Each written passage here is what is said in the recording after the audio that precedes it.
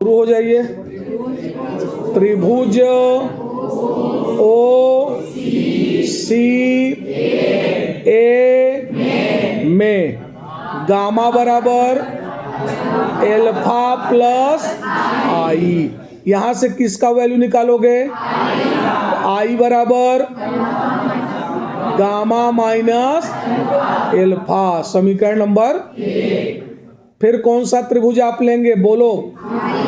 त्रिभुज आई सी ए में गामा बराबर बीटा प्लस आर, यानी बहिष्कोण अपने सामने के दोनों अंतः कोणों के योग के बराबर होता। तो भैया यहां से आर बराबर क्या आएगा? गामा माइनस बीटा, समीकरण नंबर 2। अच्छा, आप ये बताएं, स्नेल का नियम लगाओगे यहां पर? साइन आई बटे साइन आर बराबर n2 बटे n1, तिर्यक गुणा करो। n1 साइन आई बराबर n2 साइन। अच्छा ये बताओ, यदि गोलीय पृष्ठ का व्यास बहुत छोटा हो तो जो बिंदु ए चित्र में दिख रहा है वो P के अत्यंत निकट होगा। सो यहाँ पर I और R के मान अत्यंत छोटे होंगे।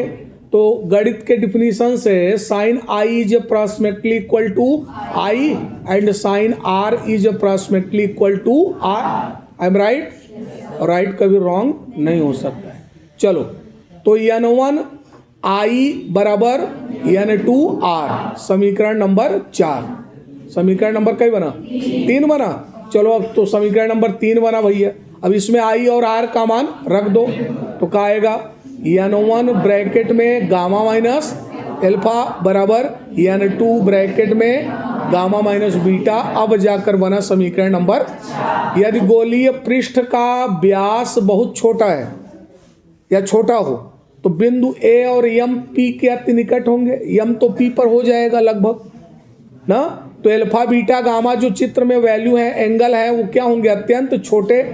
तो tan एल्फा को एल्फा, tan बीटा को बीटा, tan गामा को गामा।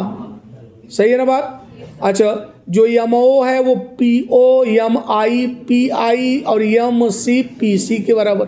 अच्छा, चिन्ह परिपाटी के अनुसार, पीछे वाले ध्यान नहीं दे रहे हैं, चिन्ह परिपाटी के अनुसार, तो चिन्ह परिपाटी के अनुसार PO is equal to minus u, PI is equal to minus v, PC is equal to minus r और AM is equal to small H.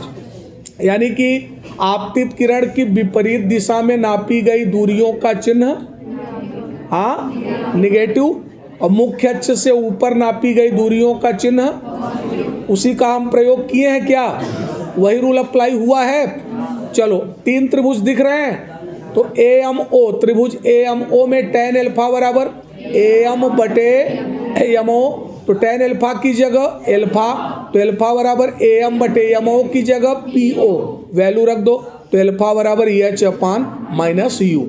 उसी प्रकार त्रिभुज AMI से tan बीटा बराबर AM बटे MI, तो बीटा बराबर AM बटे PI, तो बीटा बराबर EH अपान माइनस V। तो कितना आएगा ये? Minus EH upon V।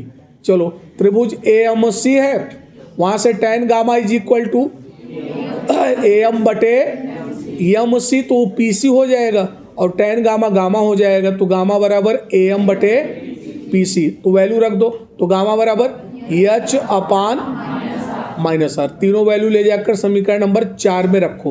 तो जब रख दोगे तो एटलीस्ट काय बनेगा ये? n1 ब्रैकेट में माइनस EH अपान R प्लस EH अपान U और बराबर n2 ब्रैकेट में माइनस EH अपान R plus EH upon V। EH दोनों तरफ कॉमन लेकर कैंसिल कर दो, n1 का इधर अंदर गुणा, n2 का उधर, तो आएगा माइनस n1 अपान R प्लस n1 अपान U बराबर माइनस n2 अपान R प्लस n2 अपान V। तो यहाँ से n2 अपान V माइनस n1 अपान u बराबर n2/r माइनस n1/r। RHS में हर क्या है, समान, तो अंत में एक सूत्र आएगा n2/v माइनस n1/u बराबर n2 माइनस n1/r। समीकरण नंबर 5। हम जानते हैं जो माध्यम का निरपेक्ष अपवर्तनांक होता है वो दूसरे माध्यम के अपवर्तनांक और पहले माध्यम के अपवर्तनांक के अनुपात के बराबर होता है।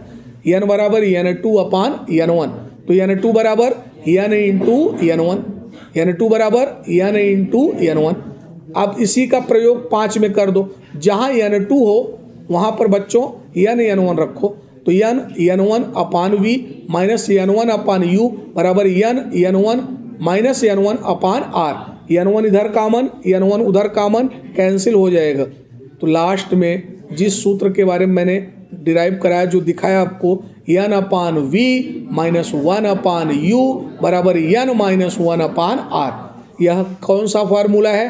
गोलीय अवतल पृष्ठ पर अपवर्तन का सूत्र। लेंस की शुरुआत हम यहीं से करते हैं। ऑप्टिक्स का ये लास्ट चैप्टर है 10 चैप्टर में से, और सबसे मेन चैप्टर है 8 नंबर का आता है। तो कुछ समझ में आया? बहुत बहुत धन्यवाद।